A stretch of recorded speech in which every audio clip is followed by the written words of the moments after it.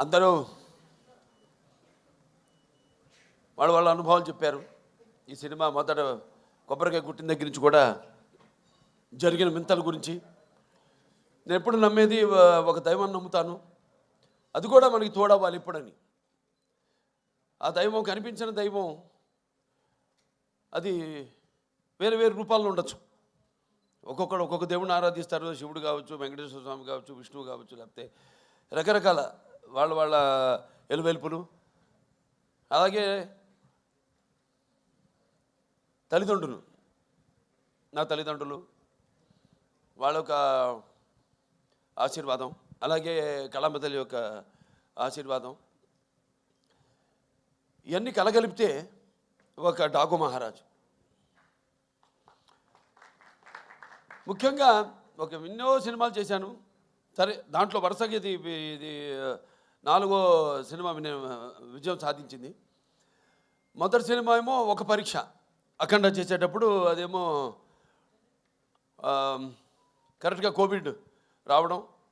ఆ కోవిడ్ టైంలో సాహసించే ధైర్యం చేసి సినిమాని విడుదల చేయడం, అఖండమైన విజయాన్ని సాధించడం అఖండ సినిమా. దాంతో అది సాధించడమే విజయం కాకుండా ఎన్నో ఇంకా ముందు తర్వాత ఎంతోమంది ధైర్యం చేసి సాహసించి వస్తారు, జనం చూస్తారు సినిమాల్ని అన్న ఒక ధైర్యంతో వాళ్ళ సినిమాలన్నీ ఆ తర్వాత తెలుగే కాకుండా అన్ని భాషల సినిమాలు కూడా వాళ్ళ సినిమాలను ధైర్యంగా విడుదల చేయడం జరిగింది. ప్రతిదీ ఒక ఛాలెంజ్. అయిపోయింది అఖండ, నెక్స్ట్ ఏమిటి అన్నప్పుడు ఒక వీరసింహారెడ్డి, అదైన తర్వాత సరే అది కూడా అయిపోయింది. అంటే ప్రతిదీ ఒక ఛాలెంజ్. అంటే పీక్స్కి వెళ్ళినప్పుడు ఎప్పుడు ఒక ఛాలెంజ్. నేను ఎప్పుడు అది ఛాలెంజ్గా తీసుకోను.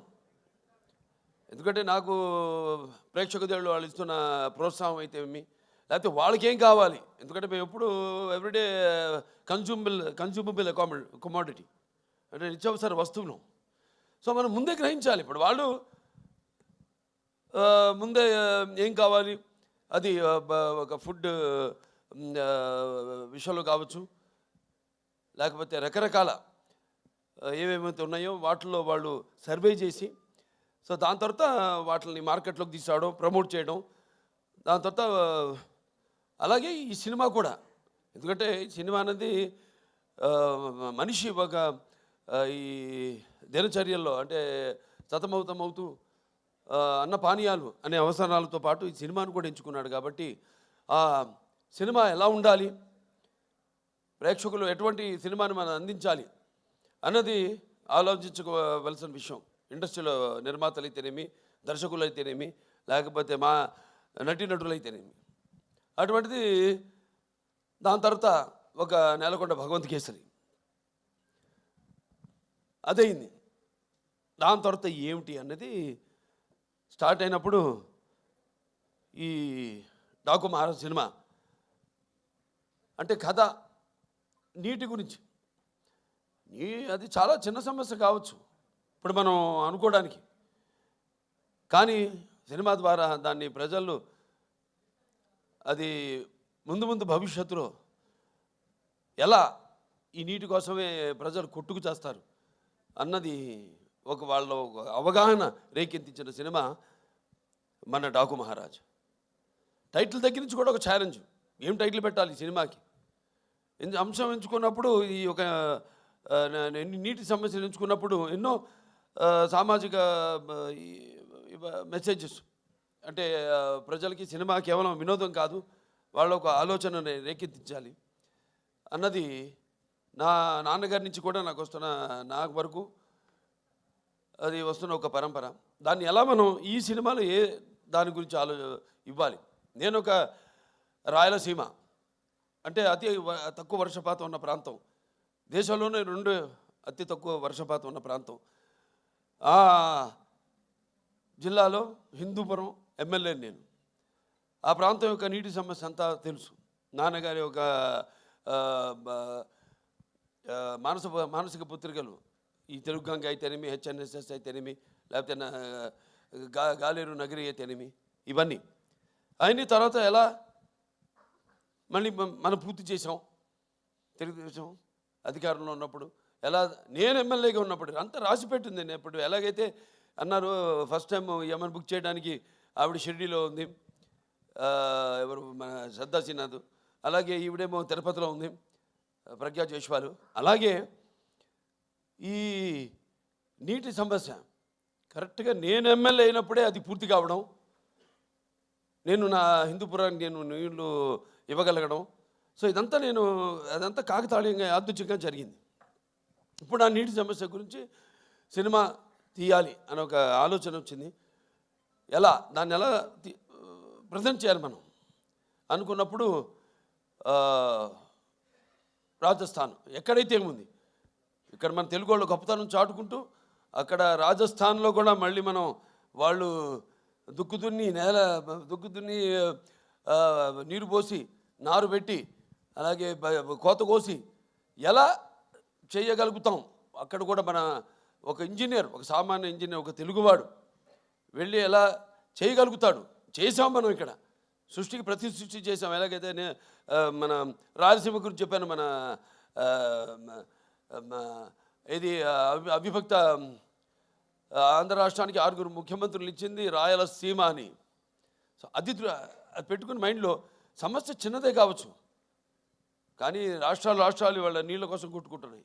సరే, ఆ నేపథ్యంలో ఆ సినిమాని తీసుకోవడం, సెలెక్ట్ చేయడం, దాంట్లో పాత్రని ఎలా దాన్ని ఒక ఇంజనీర్ డాకుగా మారడం, అలా దాంతో మొదలయ్యాక సరే ఇక సినిమా గురించి ఈరోజు ఆ సినిమాని అఖండమైన విజయాన్ని మాకు అందించి ఇవాళ మా వెన్ను తట్టి ఇంకా మాకు ఎవరైతే మేము ఆకలితో ఉన్నామో ఒక సినిమా చేసి దాని ఒక ఫలితం కోసం రెయిన్బోర్డ్ కష్టపడి ఎలా ఉంటుంది ఆ సినిమా, దాని ఫలితం ఎలా ఉండబోతుంది అని ఎదురు చూస్తున్నామో, అటువంటి తరుణంలో ఇటువంటి అఖండమైన విజయాన్ని మాకు అందించినందుకు తెలుగు ప్రేక్షకులందరికీ నా హృదయపూర్వక కృతజ్ఞతాభివందన తెలియజేసుకుంటున్నాను. ఇంకా ముఖ్యంగా ఈ సినిమాలో ముందు మా దర్శకుల గురించి చెప్పాలి. బాబీ గారి గురించి అంటే ముత్యాలు ఎలా ఏటమూలుగా జారితే ఎంత అందంగా ఉంటాయి కనపడడానికి, అలా ఎంతో అందంగా ప్రతి నటుడి దగ్గర నుంచి కూడా హావభావాలను రాబట్టుకోగలిగాడు మా దర్శకుడు బాబీ. అలాగే బాబీ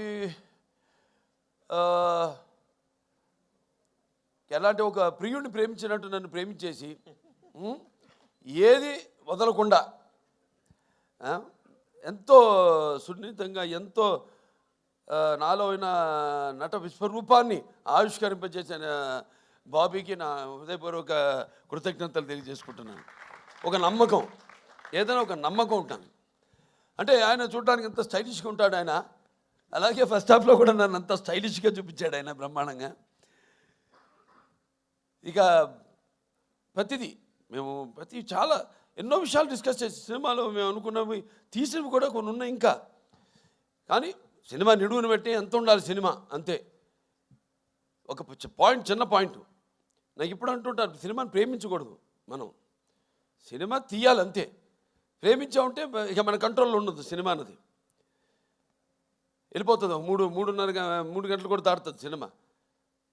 అలా కాదు, చెప్పేదైతే చిన్న పాయింట్ మంచి సన్నివేశాలతో క్లుప్తంగా ఇవ్వగలిగితే అది డెఫినెట్గా సక్సెస్ అవుతుంది ఆ సినిమా అన్నది.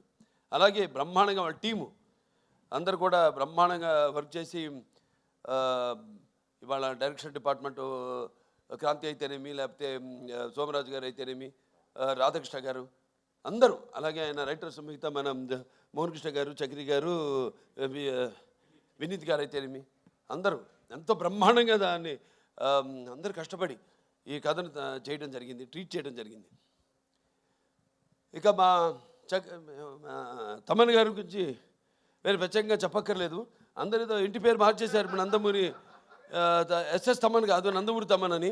కానీ నేనంటాను ఈరోజు నుంచి నందమూరి కూడా కాదు, ఎన్బికే తమన్ అని, అది బెటర్గా ఎన్బికే తమన్ అని నామకరణం చేస్తున్నాను. ఇంతమంది అలాగే ప్రతి ఒక్కళ్ళ గురించి చెప్పుకోవాలి సినిమాలో. మా రైటర్స్ అనంత శ్రీరామ్ గారు అయితేనేమి, అటు కాసర్ల శ్యామ్ గారు అయితేనేమి, సాహిత్యం అద్భుతమైన. ఇందాక నా అనంత శ్రీరామ్ గారు పాడుతుంటే నా కళ్ళల్లో నీళ్లు, అంటే చుక్క చుక్క పాట అద్భుతం. అంతా చిన్ని చిన్ని అద్భుతం పాటలు. అలాగే మా కాసర్ల శ్యామ్ గారు అటు దబిడి దిబిడి మంచి మాస్ సాంగ్, ఐటమ్ సాంగ్ అన్నది. ఎందుకంటే ఏదో ఒక అమ్మాయి వచ్చి డాన్స్ చేసి వెళ్ళిపోవడం కాదు కదా, అమ్మాయి కూడా ఒక పాత్ర ఉంది ఆ సినిమాలో, ఊరేశ్వర అవుటేలాగా. సో అద్భుతంగా ఆ పాట, దాని తర్వాత సర్కార్ పాట ఎంతో అద్భుతంగా అన్నీ కుదిరినాయి ఈ సినిమాకి. ఇక మా హీరోయిన్లు నా ప్రజ్ఞ జైస్వాల్, అఖండ నుంచి ఈ యొక్క జర్నీ, అందులో కూడా ఎంతో అద్భుతమైన పెర్ఫార్మెన్సు, గ్లామరు పెర్ఫార్మెన్సు కలగలిపి ఎంతో అద్భుతంగా ఆవిడ రెండింటిని సమపాళ్లలో అందే కనిపించడం జరిగింది. సో మళ్ళీ తిరిగి మా కాంబినేషన్లో మళ్ళీ ఇది రెండో సినిమా, ఈ యొక్క డాకు మహారాజ్. ఈ చిత్రం కూడా విజయం కావడం తప్పకుండా ఎంతో అందం ప్లస్ టాలెంట్ రెండు కలగలిపిన మరొక ఆర్టిస్టు మన శ్రద్ధా శ్రీనాథ్. ఎంతో నేను ముందు మాట్లాడినప్పుడు కూడా బాబీ గారు చెప్పారు, ఎంతో సెలెక్టివ్. తను కూడా చెప్పింది. నేను అంటాను, ఆర్టిస్ట్ అన్నది ఎప్పుడు, ఆర్టిస్ట్ అన్న వాడు ఎప్పుడు కనిపిస్తూ ఉండాలి, ఎప్పుడు should be always in the focus.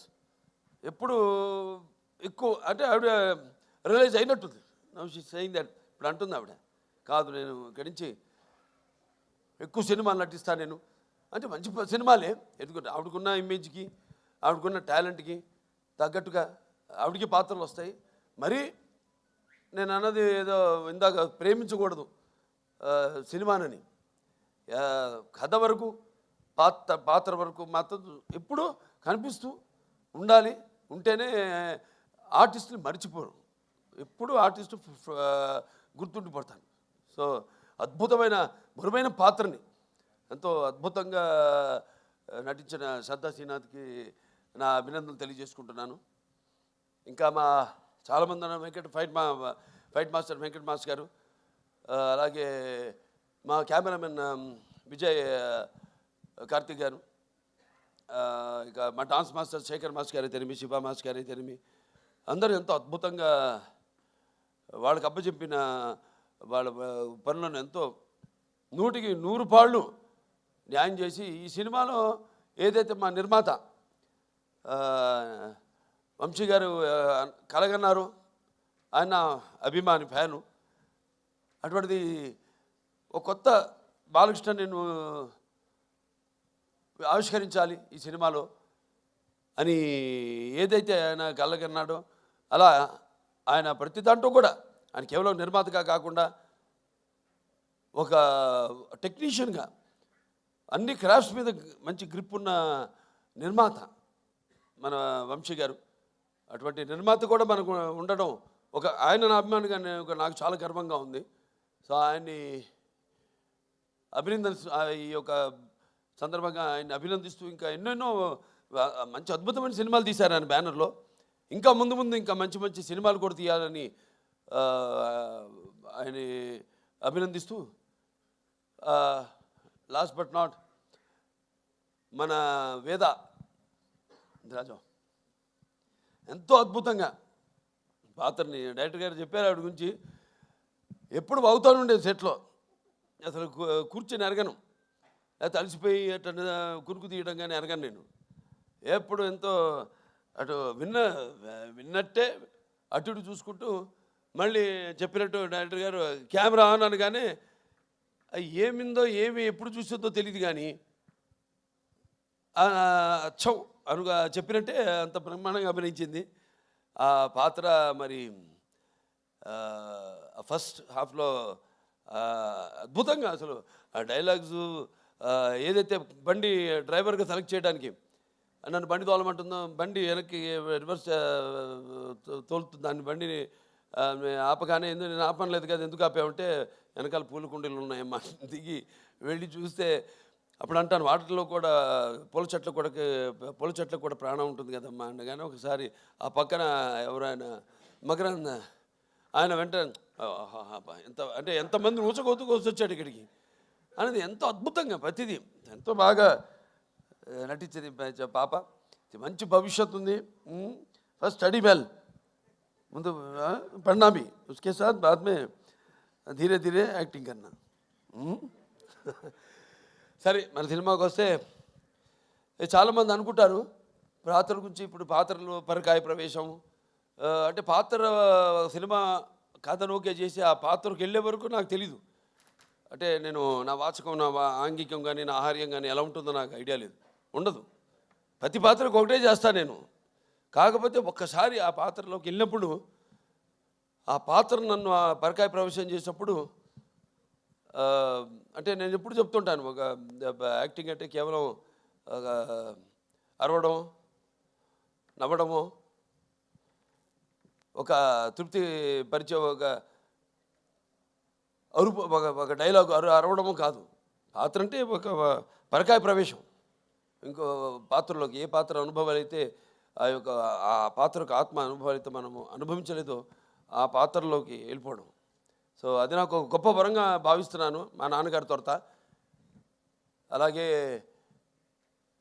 చాలామంది అంటుంటారు అంటే అంటే ఈ సినిమా మొదలైంది కూడా ఈ సప్త సముద్రాలు వాటి గురించి చర్చించుకుంటూ ఎన్నో చర్చించుకున్నాం సరదాగా. ఇక చర్చించుకోవడానికి ఉంది, సబ్జెక్ట్ ఇంత అనుకుంటాం, దాన్ని కుదిస్తాం మళ్ళీ. నేను చెప్పినట్టు 2:30 గంటలు అంటే మనకి ఎలా ఉన్నాయి, లవణ సముద్రం అయితేనేమి, ఇచ్చు సముద్రం అయితేనేమి, లేకపోతే సర్ప సముద్రం అయితేనేమి, దతి సముద్రం అయితేనేమి, క్షర సముద్రం అయితేనేమి, లేకపోతే శుద్ధ సముద్రం అయితేనేమి, ఇలా మన దాంట్లో కూడా మన శరీరంలో కూడా 7 సముద్రాల నుంచి మొదలైంది.